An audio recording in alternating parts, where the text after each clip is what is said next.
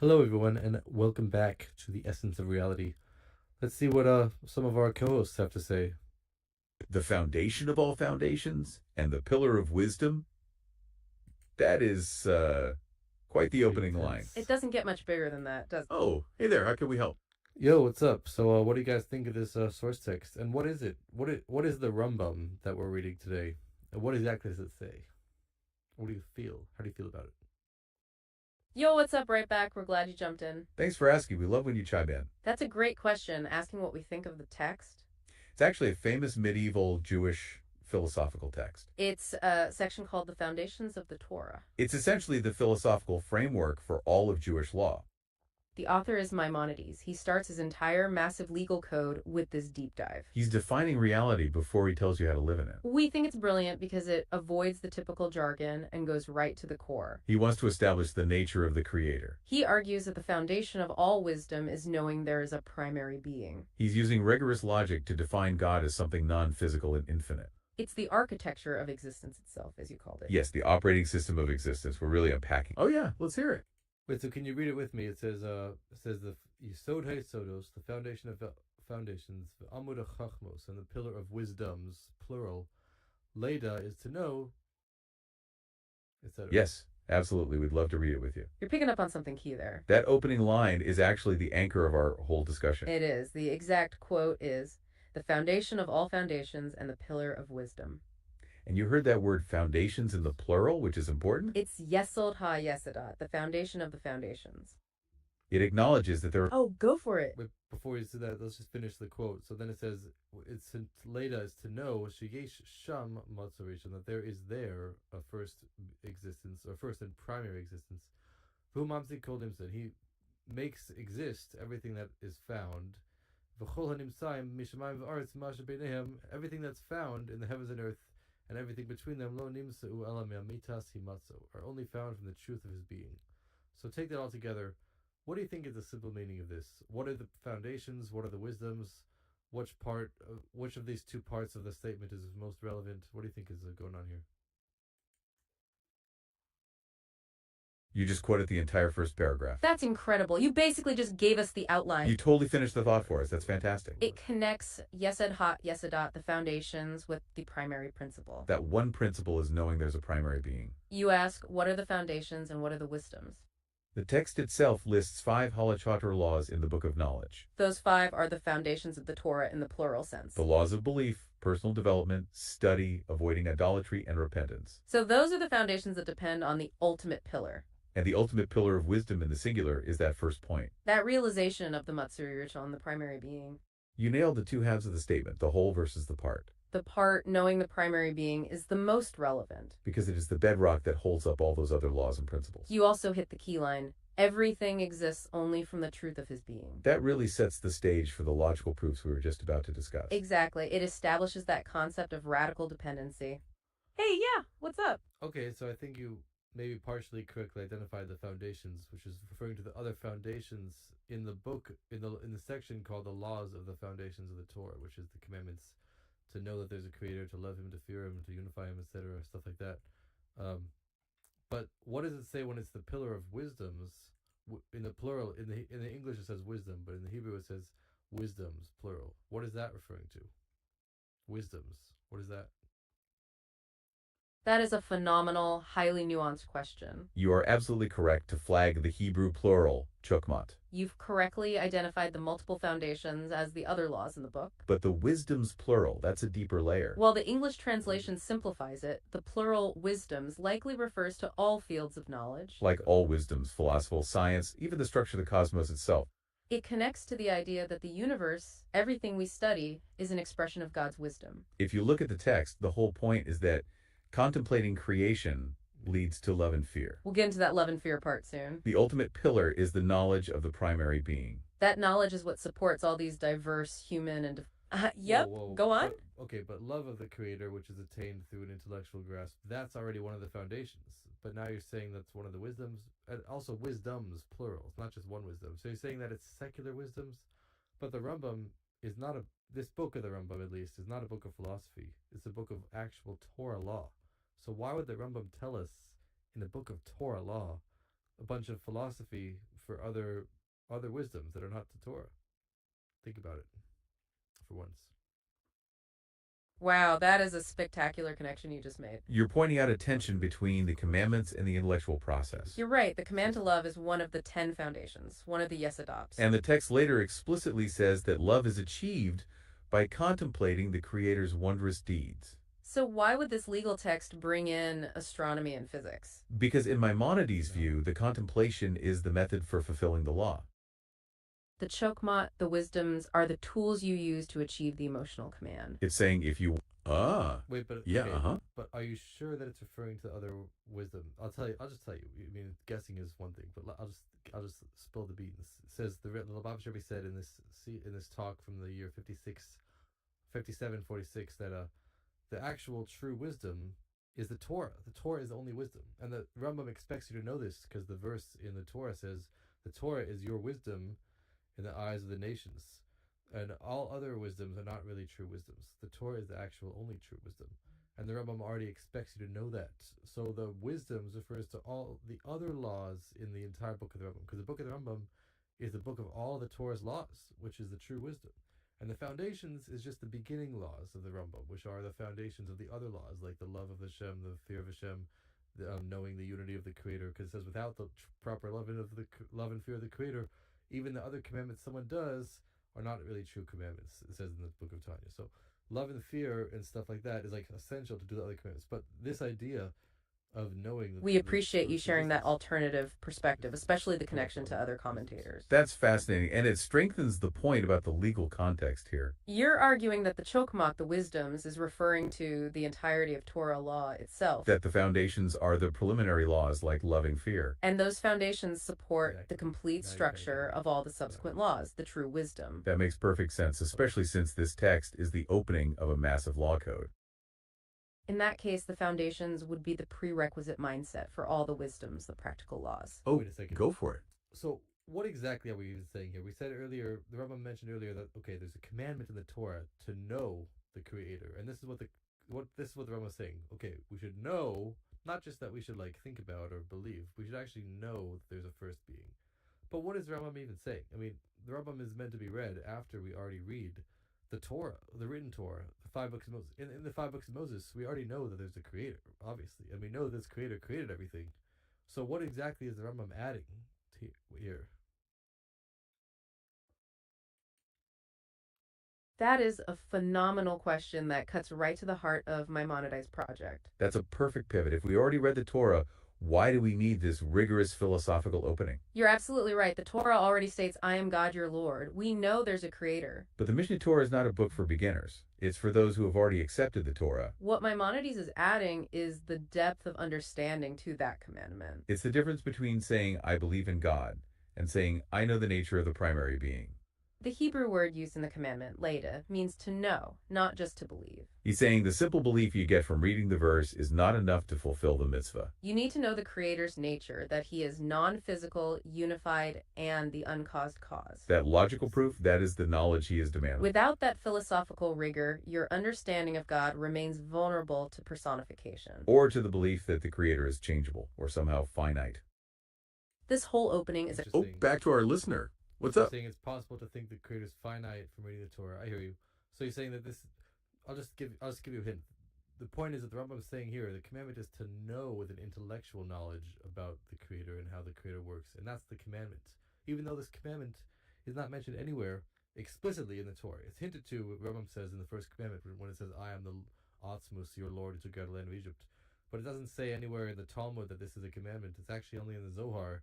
And the Zohar even quotes a different verse, which says, oh, well, I'll take you out of Egypt in order that you should know that I am Hashem. But it doesn't really quote the same verse.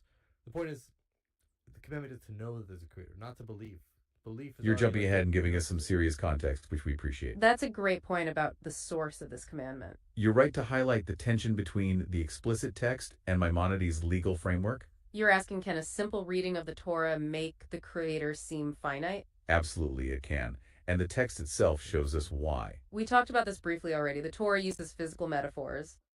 It speaks of God sitting or having a hand or being angry. Those descriptions are for our benefit because the Torah speaks in the language of man. But if you take those literally, your concept of God becomes physical. And if it's physical, it's limited, changeable, and therefore finite. So Maimonides' insistence on intellectual knowledge is crucial. He's ensuring that the concept of the divine is purified from any corporeal misunderstanding. That's why he sets this up. Oh, yeah. Okay. I kind of see where you're coming from. Kind of. But if you kind of look at the words, it's kind of like, what? First of all, why does Rambam add that the mitzvah is not just to know that the Creator exists and He's a primary being, but it's to know that He causes all things to exist, and part of the mitzvah is not just to know that the Creator causes things to exist, but to know that the true existence of everything that exists is only from the truth of His being. It sounds like a nice philosophical point, but what's the point of that being the commandment to know the Creator? And how is that knowledge, not just that the Creator exists, but that the world exists from the truth of His being? What does that even mean? And how is that knowledge of the world also a foundation of foundations and the pillar of wisdoms? That is a brilliant observation, and you've hit on the subtle philosophical shift Maimonides makes. Okay, let's unpack this. You're asking about the difference between existence and causation. Exactly. The text states the foundation is to know that there is a primary being who brought all existence into being. And crucially, that all the entities came into existence only from the truth of his being. That second part, the causation, is actually the core of the knowledge he demands. If the mitzvah was just knowing God exists, we'd stop at primary being. But Maimonides needs us to know the relationship between the Creator and creation. It transforms belief into a logical principle, the principle of radical dependency. It means the world isn't just an object God created once, like a sculptor making a statue. It means the world is constantly being willed into existence by the truth. Oh, yeah, Okay, it sounds good, but how is that knowledge an actual foundation for the Torah laws, which is what we're actually talking about? Existence by the truth of his reality. That is the perfect question to ask right now. Okay, let's unpack this connection between philosophy and practice. You're asking, how does knowing this dependency turn into a legal foundation? Because Maimonides links this knowledge directly to the other foundational commandments. Specifically, the command to love him and the command to fear him? Okay. Those are also foundations of the Torah, right? We talked about the plural foundations. Exactly. The text explicitly says contemplating his wondrous and great deeds is the way to attain love and fear. So the intellectual knowledge of dependency is the precondition for fulfilling those emotional laws. If you don't grasp that the world exists only through his continuous truth, And your love and fear will be weak, conditional, or misdirected. knowing this radical dependency is what forces your mind to grasp his non-physical nature. Okay. Oh, okay. yeah, I let's hear it. I hear you. But we're not just talking about dependency, right? We're talking about the fact that the truth of existence is the truth of the Creator. That's a pretty radical claim to make. I mean, it's possible that things could be dependent without being the truth of His existence. We're not just saying that the things are dependent on Him. We're saying that the things only exist from the truth of His being. Meaning, it's possible that things could exist not from the truth of His being, and there would still be creations. They would be like separate creations. But the fact that we're saying that they exist only from the truth of His being means that it's like the essence of the Creator is found in them. Why is that? You are absolutely right. That is a radical claim. And you've nailed the distinction. We're not just talking about dependence. That phrase, only from the truth of his being, is crucial. Okay, let's unpack this. It is the difference between creation and emanation. If the world was just a creation, it would be separate from the Creator's truth. Like a separate being that could potentially exist on its own later. You pointed out that it could be dependent, yet still possess its own separate truth. But the text is saying if we imagine the Creator doesn't exist. No other being could possibly exist. So the world's existence is entirely borrowed. This means the truth of everything else is just a reflection or extension. It's conditional truth, utterly reliant on the source. Okay. Oh, yeah. But you're not really Go getting on. to the central question, which is how is this knowledge of the world a foundation for all of the commandments of the Torah? You mentioned love, which is one thing, and that love itself is a foundation. But we said it's not just a foundation for the foundations, but it's also a pillar of all the wisdoms, which means that this is like the pillar directly for all the commandments. How is this knowledge of the world being from the truth of His being relevant to all the commandments? Like when we put on tefillin, we do it because the Creator is real, because the Creator is primary being. He told us to do it. But why is the knowledge that the world is real? What is that relevant to everything? That is a phenomenal question. That is the ultimate so what question for the whole book. You're asking how the philosophy connects to the daily act of putting on tefillin. Okay, let's unpack this. This goes back to the wisdoms we talked about earlier. The alternative perspective you offered was that the wisdoms are all the Torah laws. If that's true, then this knowledge must be the foundation for all 613 mitzvot. Here's what's fascinating here. It prevents idolatry. Wait, how does knowing about radical dependency prevent idolatry? Idolatry is Okay, not it just does. bowing to a statue. The source text includes laws against worship of stars and spiritual forces. If you think the world has its own separate inherent Okay, truth, okay. Then you Yeah, might be it's tempted to about attribute loving power to something. something other than the primary being. I hear you. like the stars or angels or even yourself, But if you realize that everything exists only from the truth of his being, then you can't logically worship anything else. because anything Okay, else would be maybe- worshiping the echo instead of the source. So when you put on tefillin, you're not just following an order. You're doing it with the absolute conviction that the Creator is the only true source of reality.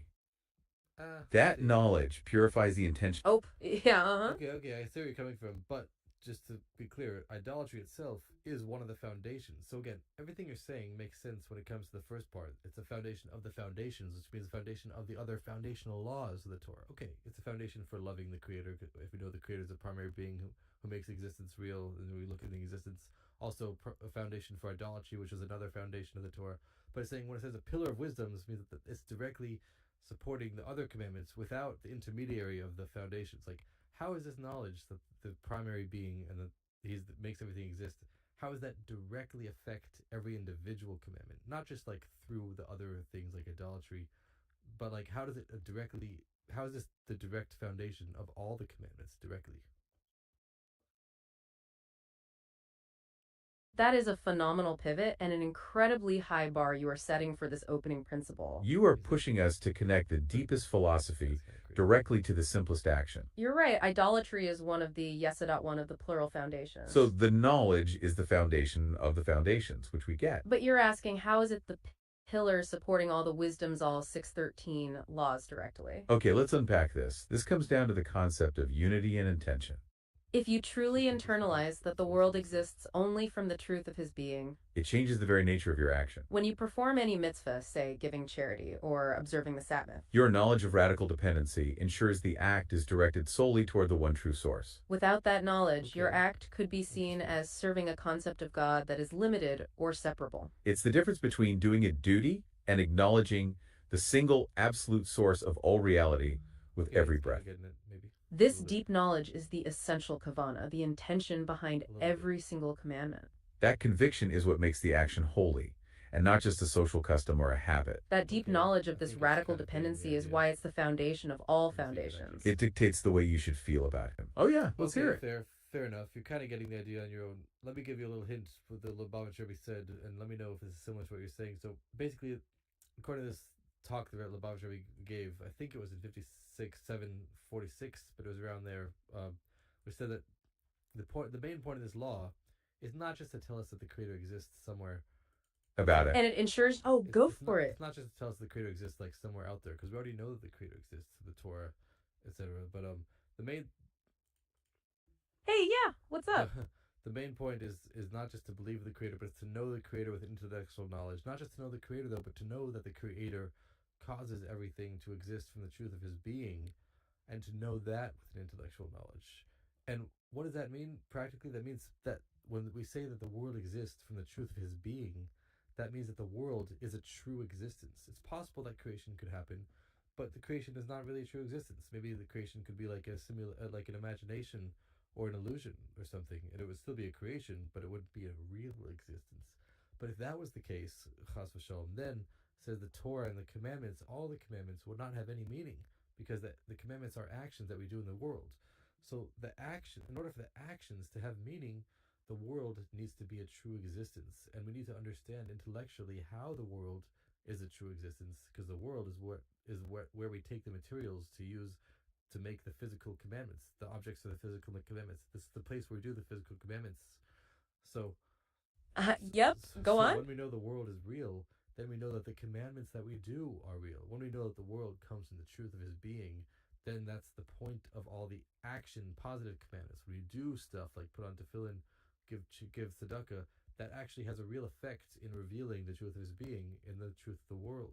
But if the world is an illusion, the commandments would not have any meaning. But now that the world does have meaning, then we know that the commandments are real, and that's the foundation of the Torah. To know the world is real, and the world that we do the commandments in is real.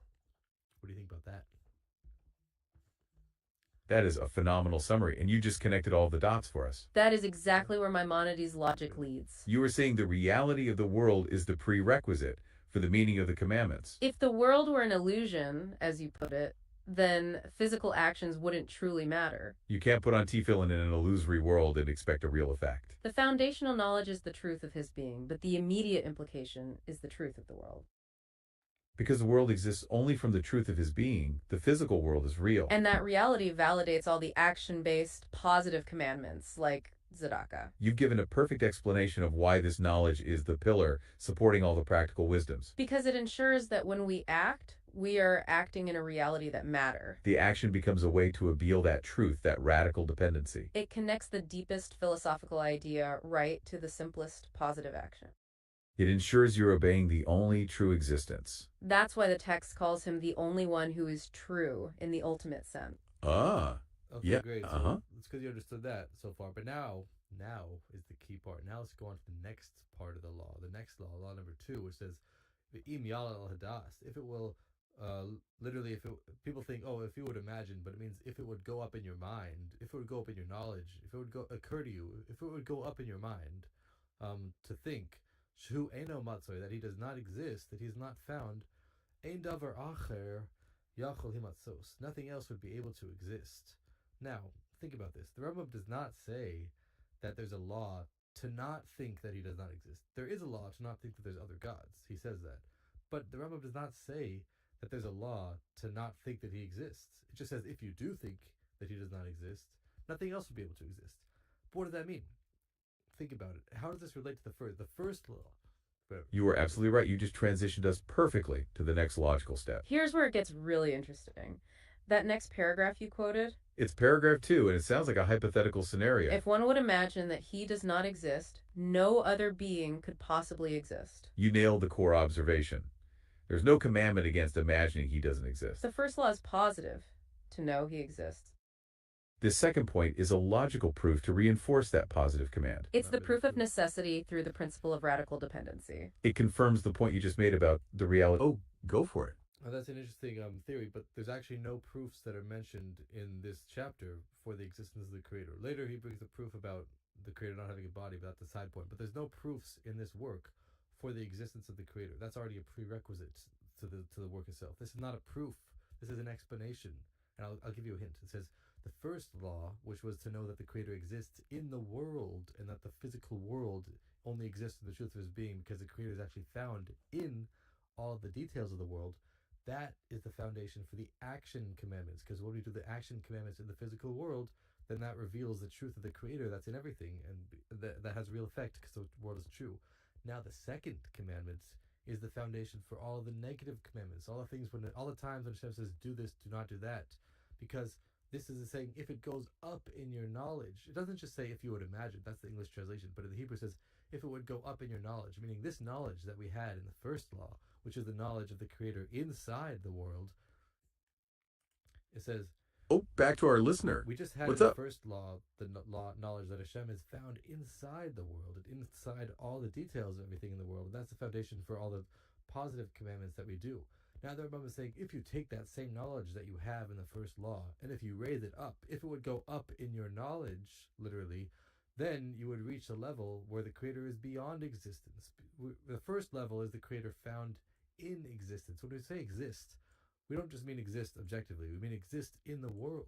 So the first law is the law that the Creator exists in the world and makes the world true. Now we're saying, if it would go up in your mind to reach a higher level, you would reach the level of the Creator's energy that does not exist in the world. And relative to that level of the Creator's energy that's beyond the world, nothing else would be able to exist.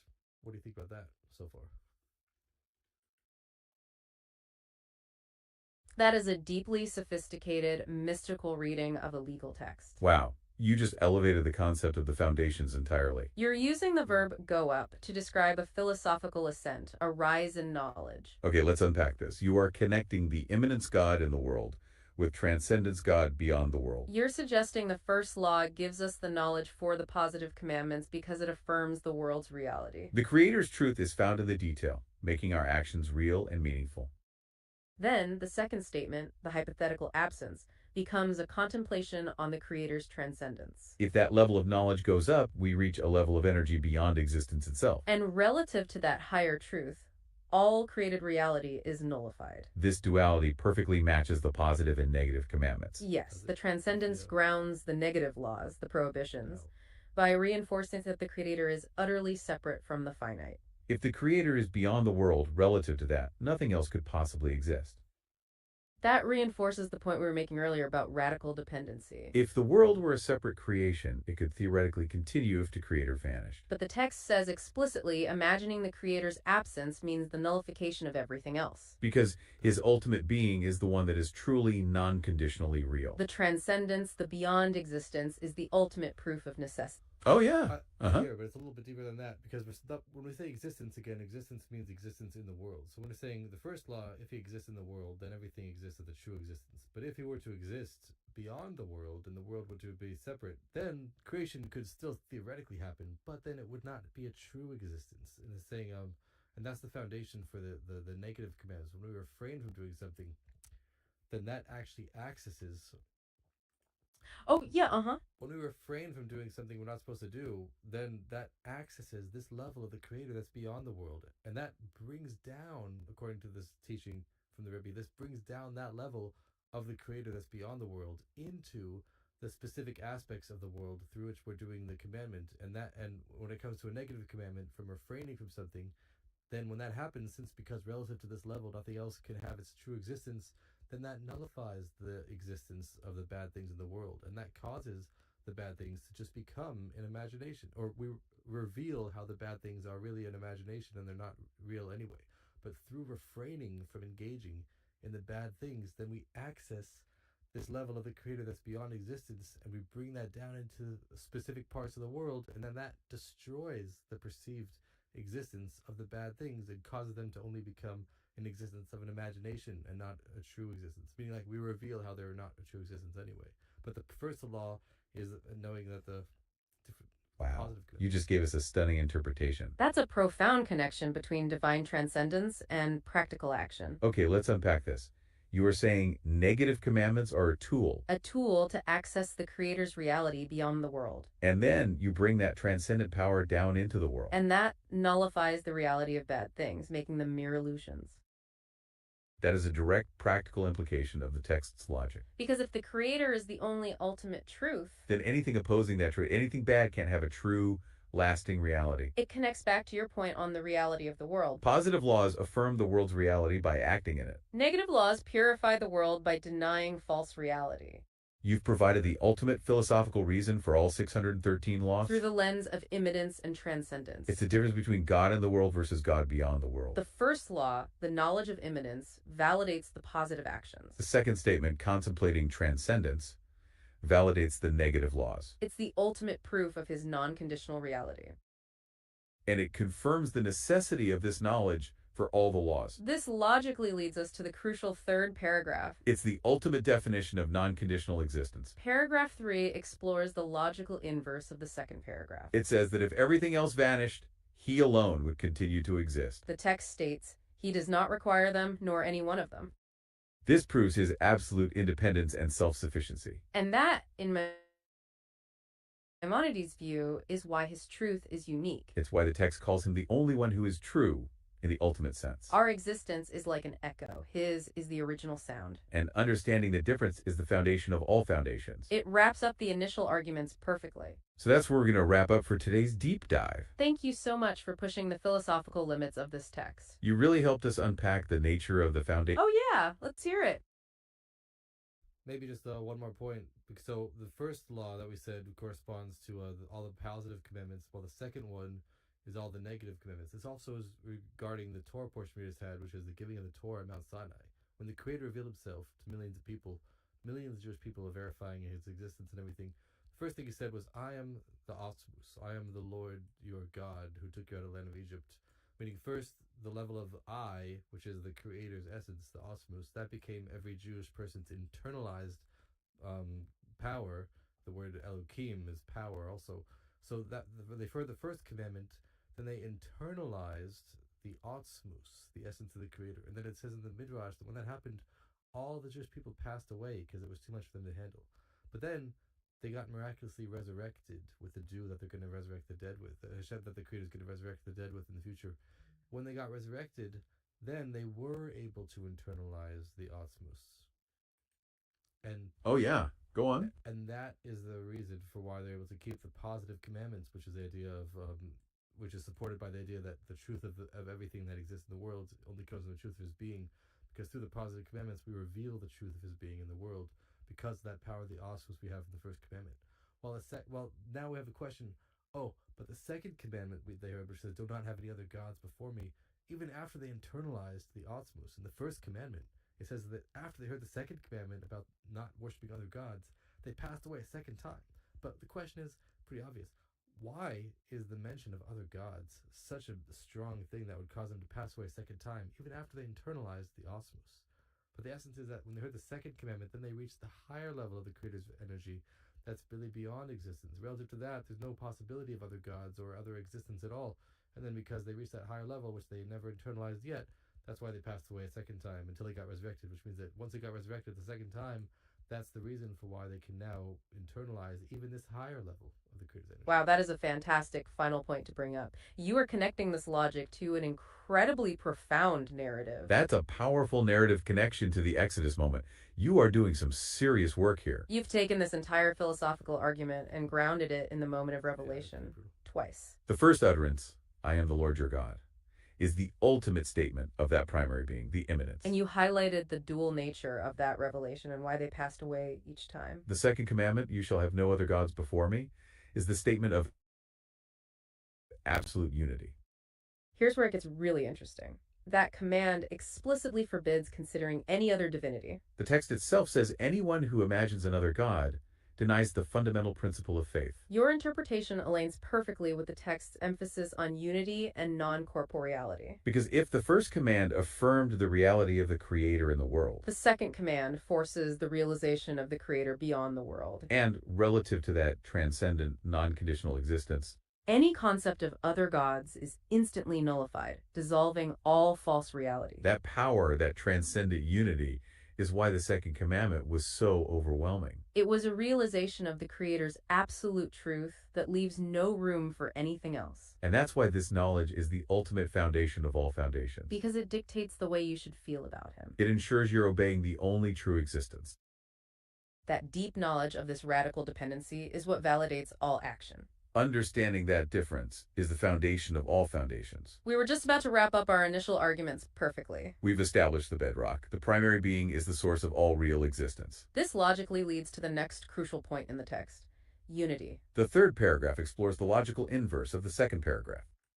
It says that if everything else vanished, He alone would continue to exist. The text states, He does not require them nor any one of them. This proves His absolute independence and self-sufficiency. And that, in Maimonides' view, is why His truth is unique. It's why the text calls Him the only one who is true in the ultimate sense. Our existence is like an echo. His is the original sound. It wraps up the initial arguments perfectly. So that's where we're going to wrap up for today's deep dive. Thank you so much for pushing the philosophical limits of this text. You really helped us unpack the nature of the foundations and the wisdoms. And how this deep knowledge is truly the pillar supporting all action. We'll continue next time with the implications of this divine unity.